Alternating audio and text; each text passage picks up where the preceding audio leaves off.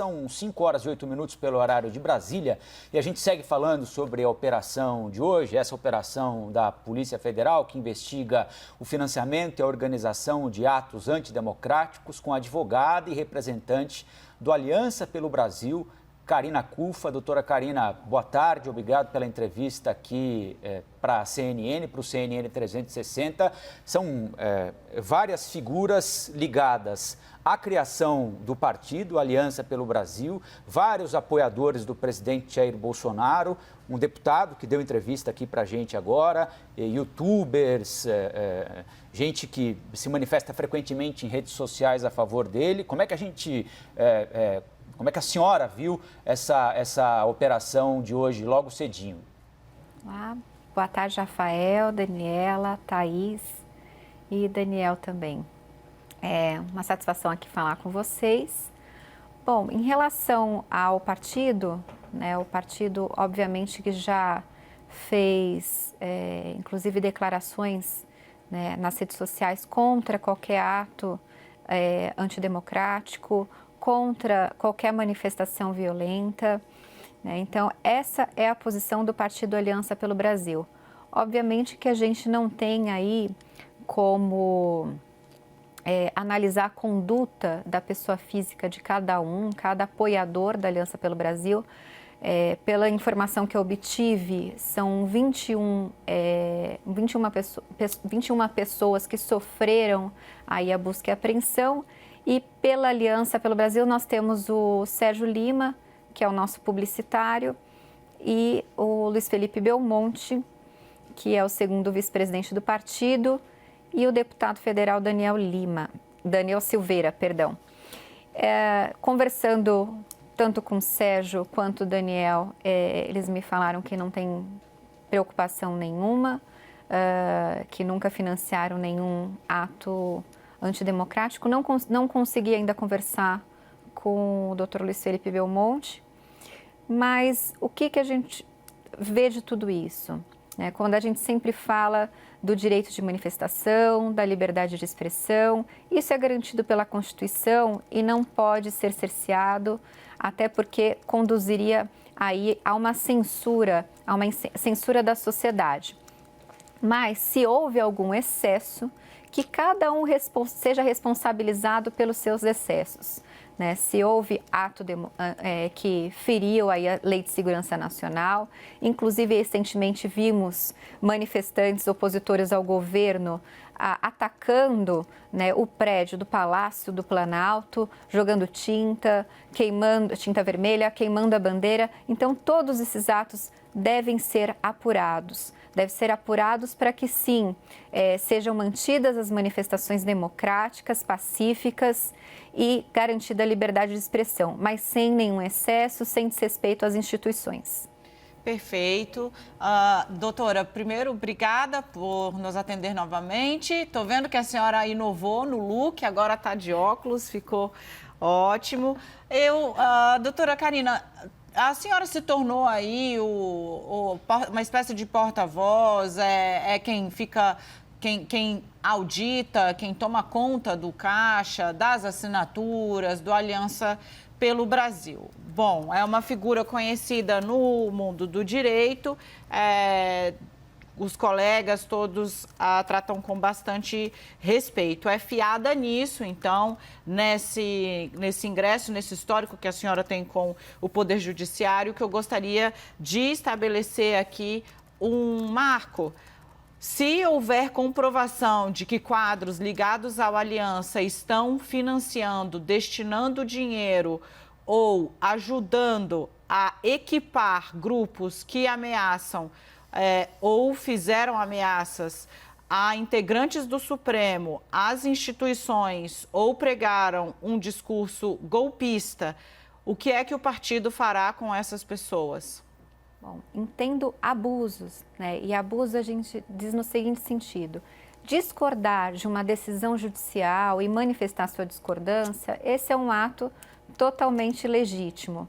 Se existe algum integrante que está financiando ataques às instituições, qualquer uma que seja, obviamente que não será aceito no partido e aí providenciaremos, inclusive, a expulsão se for membro. É importante ressaltar que hoje nós temos somente dirigentes nacionais, né? Não temos nenhum filiado e os apoiadores não têm vínculo com o partido. O partido ainda está em fase de construção, né? Enquanto não tiver o julgamento da sigla pelo TSE, a análise do estatuto e também a checagem das assinaturas que são exigidas para a formação do partido, nós não temos como filiar ninguém. Então, não temos vínculo com nenhuma pessoa que se diz filiado e o apoiador, pela lei, não possui vínculo. É só uma pessoa que manifesta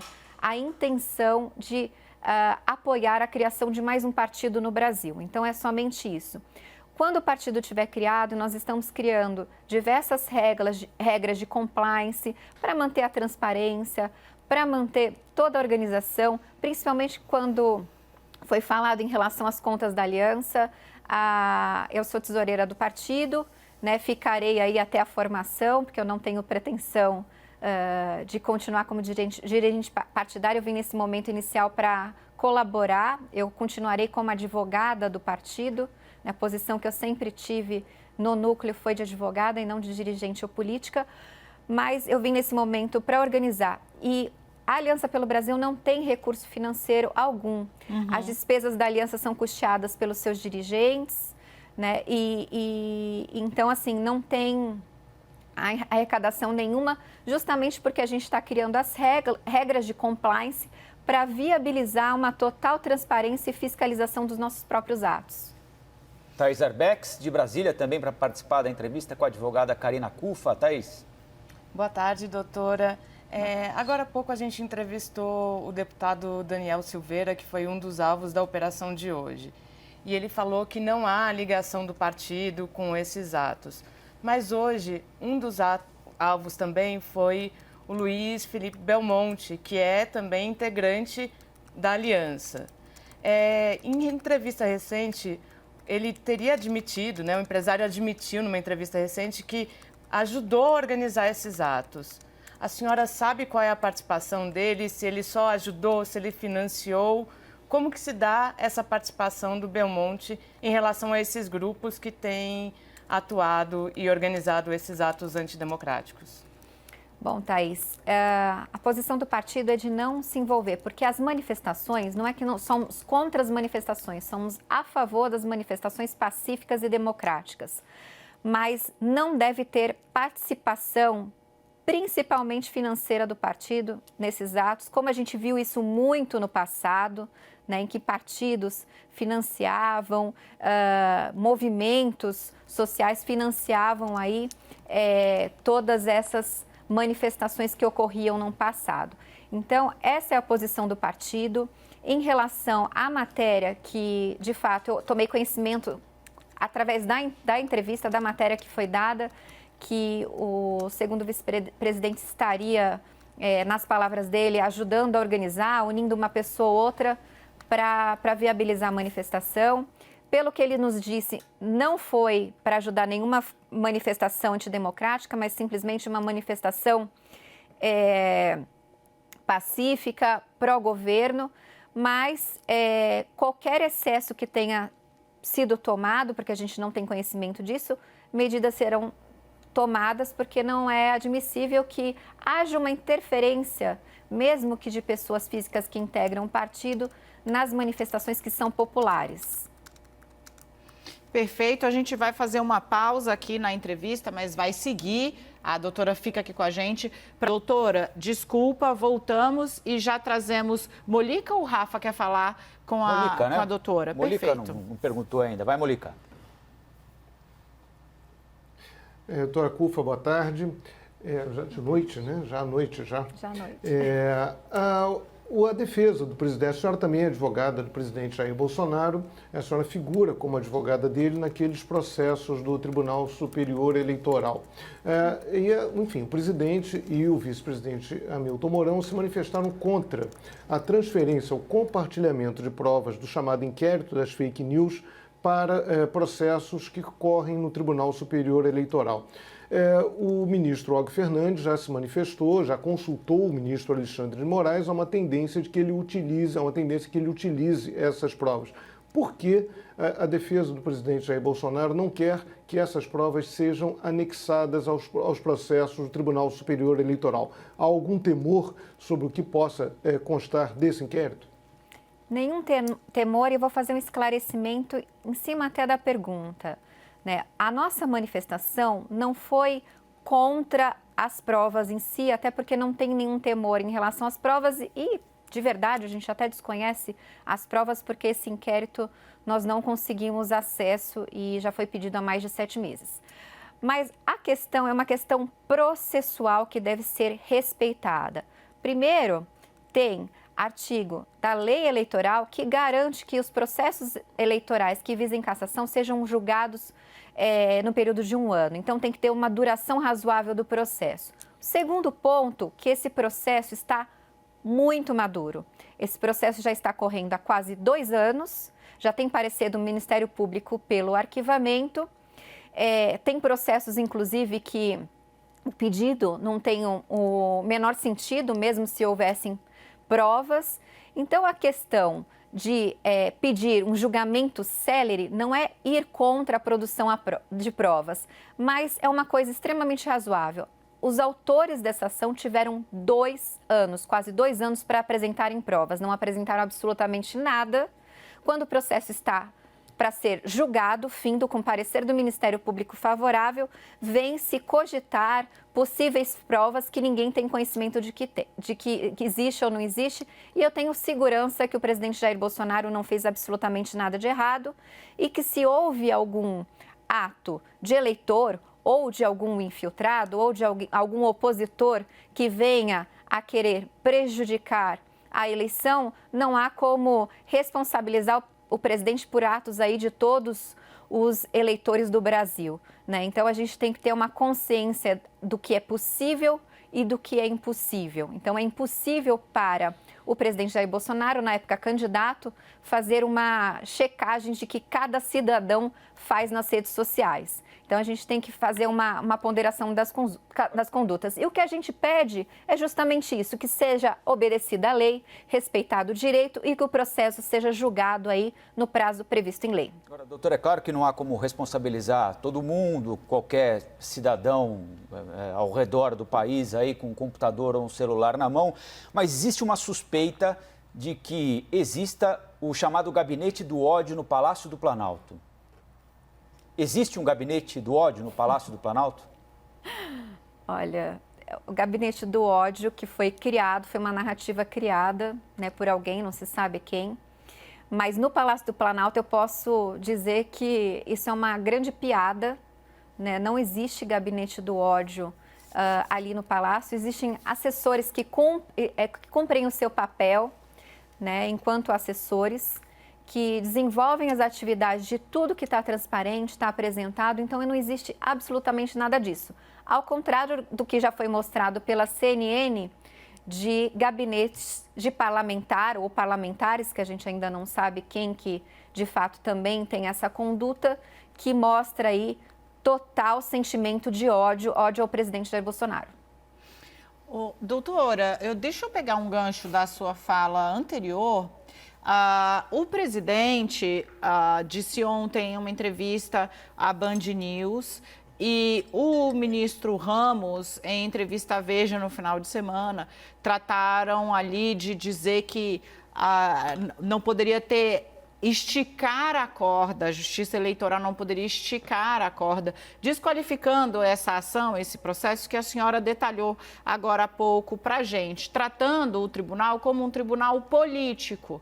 A senhora tem ampla atuação na Justiça Eleitoral, entende que uma eventual decisão do Tribunal Superior Eleitoral, não nesse, né? Acho que o presidente responde ao todo 8 ações no TSE, certo? A senhora pode me corrigir se eu tiver aqui errando no número, mas uma eventual derrota não seria legítima, uma eventual derrota do presidente Jair Bolsonaro ou uma sanção aplicada pelo Tribunal Superior Eleitoral não seria legítimo? Seria uma decisão política?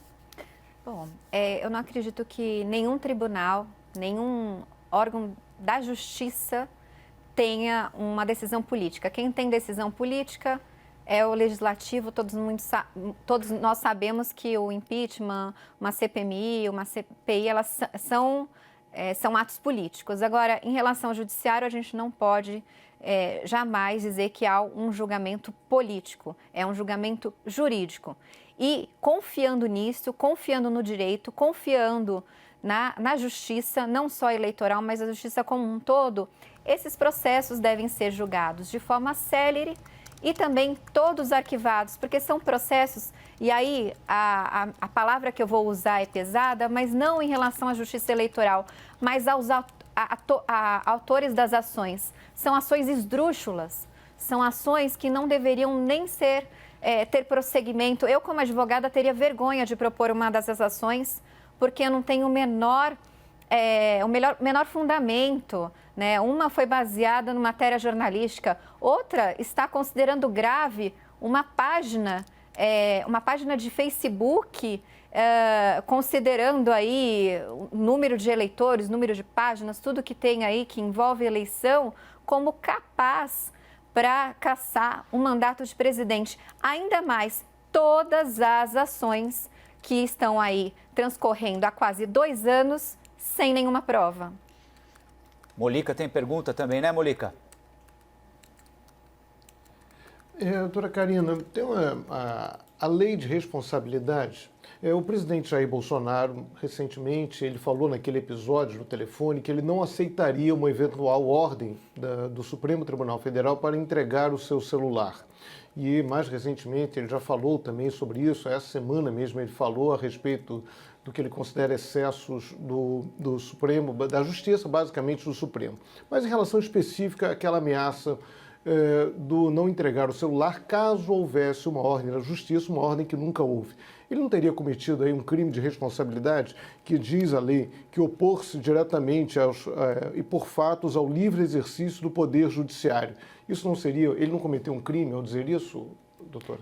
Não, eu acho que não vale a pena a gente falar de uma coisa que já foi resolvida, porque o Supremo já decidiu que não tomaria uma decisão absurda de pedir um celular de um presidente da República, né? E aí, o descontentamento do presidente com algumas decisões monocráticas do Supremo Tribunal Federal é um ato legítimo, porque qualquer cidadão pode se pronunciar contra, né, manifestar contrariedade a uma decisão. Isso não significa que não vá cumprir.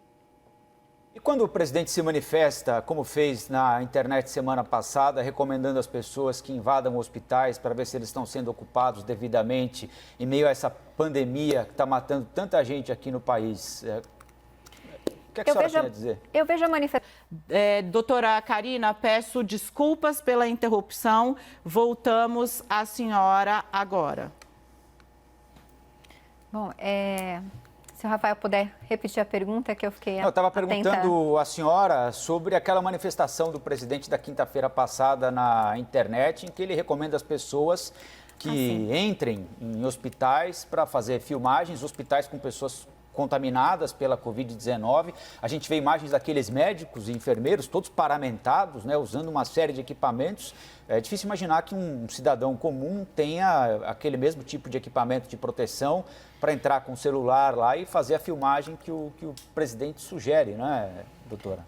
O que tem acontecido, na verdade, tem vários hospitais que estão vazios. Eu falo, por exemplo, que eu passei em frente a um hospital de campanha em São Paulo nesse fim de semana e a única pessoa que estava lá era um policial, né? Obviamente que eu não entrei no hospital, mas tive a informação que ele de fato estava vazio. O que o presidente deve ter mencionado é em relação a isso, ao direito de fiscalização do povo em relação a qualquer ato público. E nós não podemos esquecer aí, que é importante lembrar, foi importante falar sobre hospitais, sobre fiscalização, né? O que está acontecendo aí envolvendo alguns governos do estado com indícios fortes em relação a desvio de verbas, desvio de recursos, em relação à criação de hospitais de campanha, né? Então, ficamos muito preocupados aí com desvios de recursos públicos, uma verdadeira corrupção que pode estar acontecendo desviando verbas num período de pandemia. Isso que me preocupa de verdade, né? Vermos políticos envolvidos com esquema de corrupção, com recursos relacionados à saúde, num momento que tem tantas pessoas morrendo. Doutora, a gente estava conversando aqui, antes de começarmos a entrevista, sobre a reunião que ocorreu hoje mais cedo, entre o presidente do Tribunal Superior Eleitoral, o presidente da Câmara, do Senado, líderes partidários, médicos, para discutir o possível adiamento das eleições municipais. O Aliança pelo Brasil ainda não está formado, não vai disputar essa eleição municipal, mas a senhora, como a Dani já repetiu aqui várias vezes, tem experiência larga na área. Que opinião a senhora tem a respeito da eleição municipal deste ano aqui? A senhora acha viável realizá-la no período previamente marcado, antes da pandemia, ou vai ter de alterar esse prazo?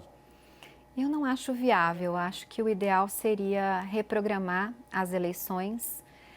Nós temos, antes do dia da eleição, que é o dia que o eleitor tem mais contato aí com a eleição em si, nós temos diversos atos. Tem os atos preparatórios da Justiça Eleitoral, que é o ato que viabiliza audiências públicas para checagem de urna, para acompanhamento, de lacração de urna, enfim, de todos os processos que são feitos no âmbito da Justiça Eleitoral.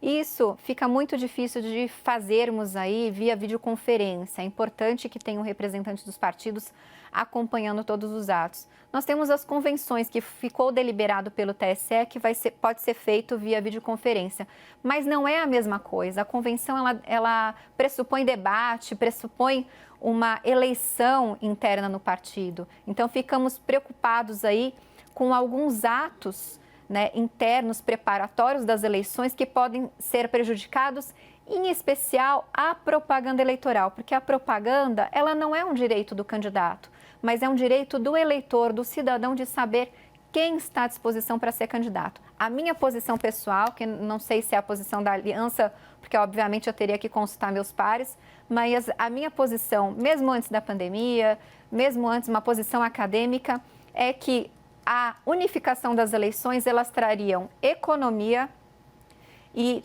a meu ver, nenhuma confusão e nenhuma inconstitucionalidade nesse tipo de modelo. Elas trariam economia porque a Justiça Eleitoral acaba tendo gastos gigantes, não digo nem de fundo partidário, do fundão, em relação a investimentos que são feitos na eleição, mas que, obviamente, compartilhando materiais de campanha, isso seria reduzido. Mas eu falo dos gastos próprios da Justiça Eleitoral para preparar as eleições. Se tivéssemos eleições a cada 4, 5 anos, isso reduziria, sim, muitos custos das eleições. E é uma coisa que deve ser pensada agora num eventual adiamento das eleições.